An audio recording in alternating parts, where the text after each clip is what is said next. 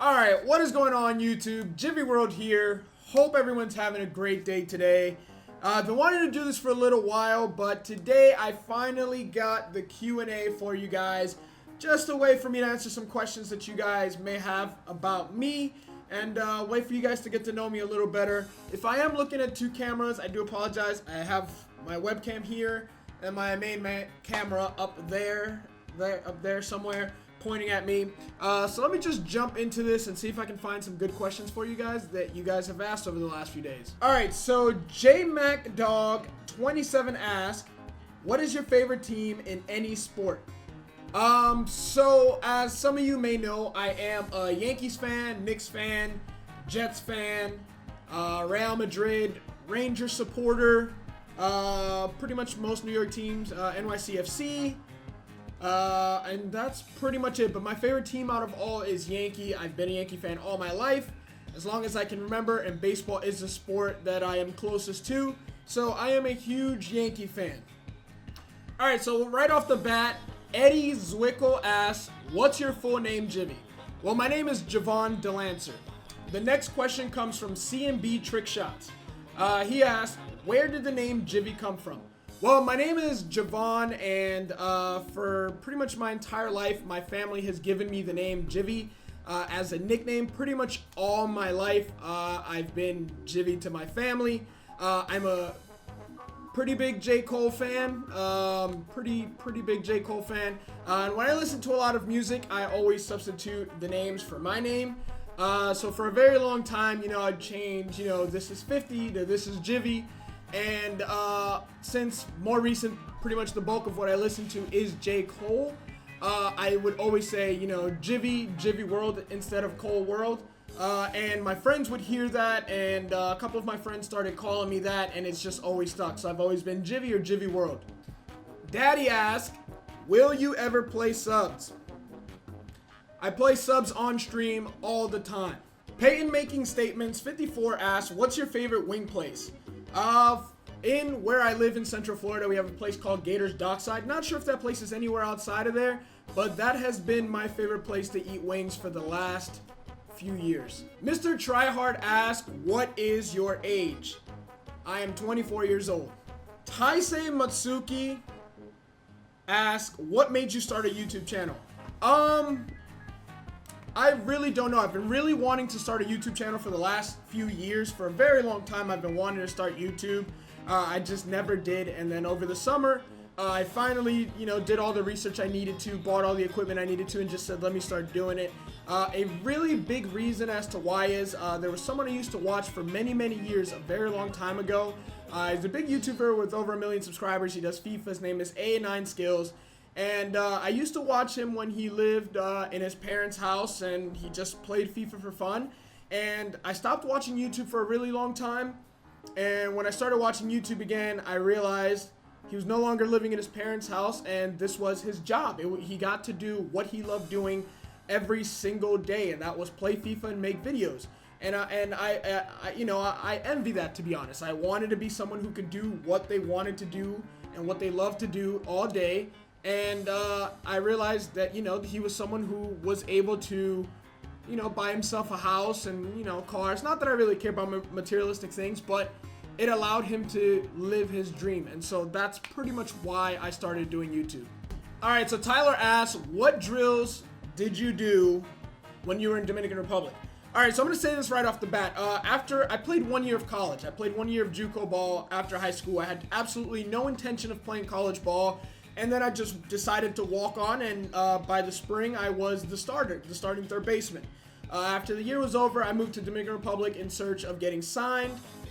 And while I was out there, I will say that even with coming home from baseball games in college at 3 a.m., 4 a.m., sometimes later, to be up at 5 a.m. for a workout, 8 o'clock at class, all the way through 1, have a brief lunch, study hall until 2:30, field from 2:30 to 6, and then 6 to 8 in the weight room, it was nothing in comparison. And on top of that, having to go home and study and do homework, it was nothing in comparison to the workouts in Dominican Republic. It wasn't so much the workout, it's just that it was all freaking day. You would wake up, you would go to the beach, you would run, then you'd go straight to the field, and it was from 8 to 12 under the beaming sun. And I'm telling you, there is nothing like a workout in Dominican Republic. When I could, when I was in the United States, I could take, go to my position, third base, with 2 or 3 other third basemen, and there'll be four shortstops, 4 second basemen, 2 first basemen, and we'd each rotate and get a couple ground balls, or each base would have one guy hitting fungos to them. In Dominican Republic, it was, you're up and you're getting 20 to 25, 30, sometimes more ground balls in a row, and it was just rapid succession. There's really no break. And it was just intense, and it definitely, I can see why a lot of players out of Dominican Republic come out in the shape they're in, and they come out so defensively good. Because when you go from taking a ground ball in the Dominican Republic on most fields that aren't the big stadiums where the winter teams play, to go taking a ground ball at Yankee Stadium, it is day and night. I once had a showcase in Yankee Stadium, and I've never looked better looking taking ground balls in my life than taking ground balls at Yankee Stadium. It is a beautiful carpet. It is amazing. And then you go to Dominican Republic, you just have no idea where the ball is going. So my experience at Dominican Republic was eye-opening. It was not easy at all. So Miggy Worth asked, who is my favorite baseball player? My favorite baseball player of all time growing up is Derek Jeter. I even had his book, I believe, The Life You Imagine. And I remember I took it to the stadium one day when I was much younger, and he was literally right there ready to sign my book, and he got called away either by a reporter or someone. Game was about to start, and I didn't get my Jeter signature. I was really heartbroken and pretty much damn near cried at the stadium. Really tried to get his signature after the game as well. Wasn't able to, but the captain has always been my favorite baseball player of all time. Trips asked, when I was in college, did I ever struggle with grades? Yes, I did. When I honestly wasn't the best student, and it's been a while since I consider myself a really good student. But when I did start playing college baseball, I did really focus really hard on not only getting the position as a walk-on, but also becoming the starter and maintaining the position as a starter. I definitely had a lot of competition around me, so I honestly did focus a lot when I was in college, because the person whose position I took at third base, he was 6'3", 225, just this absolute beast. Friend of mine who just crushed the ball, and I was 5'10", 180 pounds, and just basically slapped the ball around and played good defense. So I worked really hard to keep that position, and my grades did slip it a little bit during the season, but for the most part, I did have passing grades while I was playing. Otherwise, I wouldn't have played, but yes. All right, so the Alpha Dog asked, what is my goal for this year? To be honest, I don't have a written goal. I don't have a set goal. I'm not saying I want to do this much or this much. I just want to give it my all. And be in a much better position than I'm in at the moment. I just want to work really hard, especially when 17 comes, hitting the ground really hard and just going. I have slacked a little bit since this year started, but I knew I was going to do that, not because I want to slack, but just because, just taking a little bit of a breather and doing other things. But once 17 comes out, I just want to dominate. And to be honest, I want to be the best. I've always been that way. I want to be the best. So, kind of until I am, I don't think I'm going to stop. So Jeff the Troll 69 asked, can you do vlogs like a couple times a week?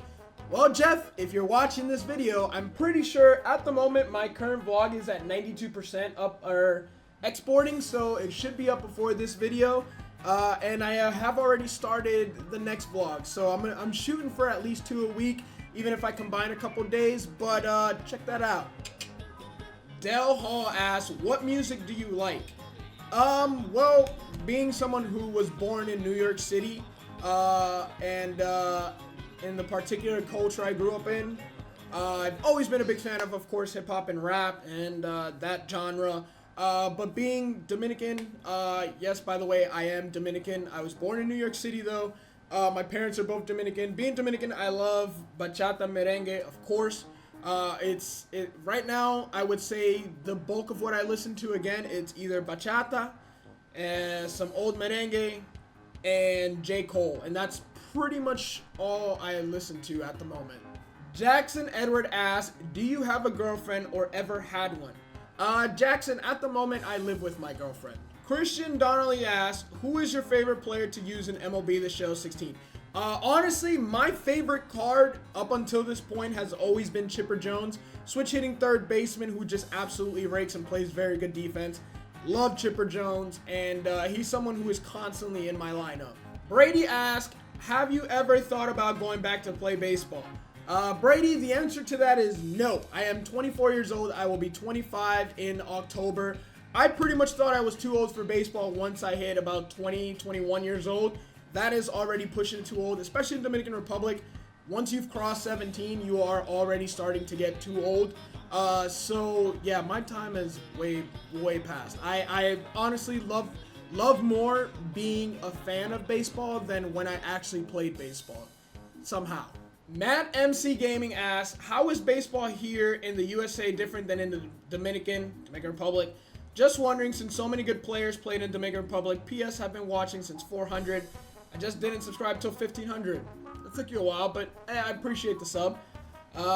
Since I didn't know your post schedule and how often you uploading, but I'm staying here forever. Thank you very much, Matt. Baseball is different. To be honest, obviously the sport is not any different.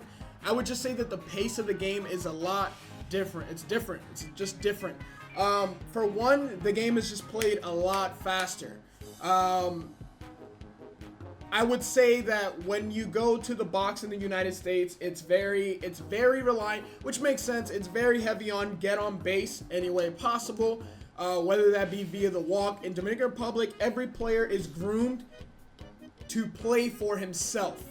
Honestly, and a lot of the knowledge side of baseball is not learned by most Dominican players until they hit rookie ball or until they hit the DSL, which is the Dominican Summer League. It's the lowest. DSL and VSL for Venezuela are like the two lowest leagues minor league team has, or it may be rookie then DSL, or I could have it backwards. Those are the two lowest leagues, and that's when they start learning more instructional, and once they go to Baseball City. Prior to that, it's just hit the ball, field the ball, run fast, throw hard, and it's all about grooming the players. Tools are very young, and they're very quick. When you go up to the batter's box in the Dominican Republic, I would say all hitters there are looking to hit. No one is looking to take walks. And that's just the way it's played. And when a guy gets on base, he's looking to steal because he's looking to score, and he doesn't care who brings him in. He just wants to play. When a ball is hit to them, they don't care who's at first base. They're gonna fire it across the field and show off their arm and show off how good of a defender they are, even if they have a toddler at first base and he can't catch the ball. I'm exaggerating a little bit, but I feel like that's the difference between ball in Dominican Republic and baseball here. It's a little selfish. Because honestly, of all the major sports, baseball is, I will always say this, it's the least team-oriented game. It's a game in which, someone can hit 350 and their team could just not win, and they could just score all their runs by hitting home runs, and that will be all their runs and RBIs. It's not, and small ball is part of the game that's kind of been fading away over the last few years. So that is how I feel. Why Dominican baseball has been groomed, and a lot of players have come over the last few years. Also, you truly can't take away the effort put in from a lot of players.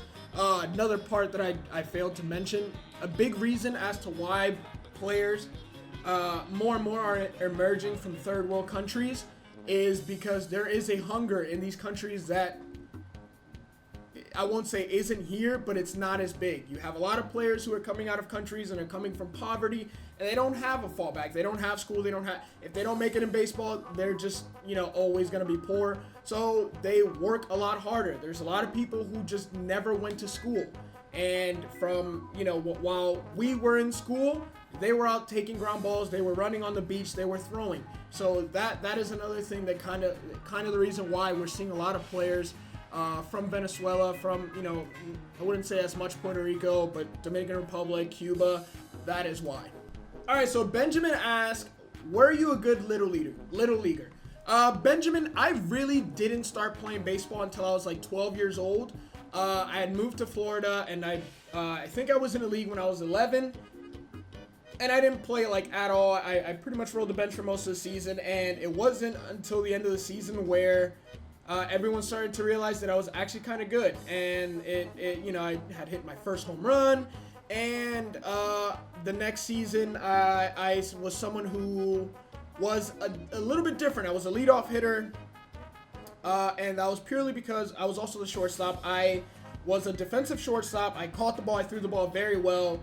I just could not hit to save my life at the time. I literally would be running out of the box before I made contact. I would chop the ball and I would run through to first base, and I'd be safe most of the time. I was pretty damn fast, and on the mound I just threw fastballs really hard down the middle that no one could touch. I didn't play my freshman year of high school. I honestly did not I was transferring schools and I did not have the grades, so I didn't play my freshman year. I had transferred to a different school. And during the summer, I played summer ball on JV, and during the fall, I was still 14 years old. I tried out for the varsity team, and I made the team, and in the spring, I was the starting shortstop for 3 years.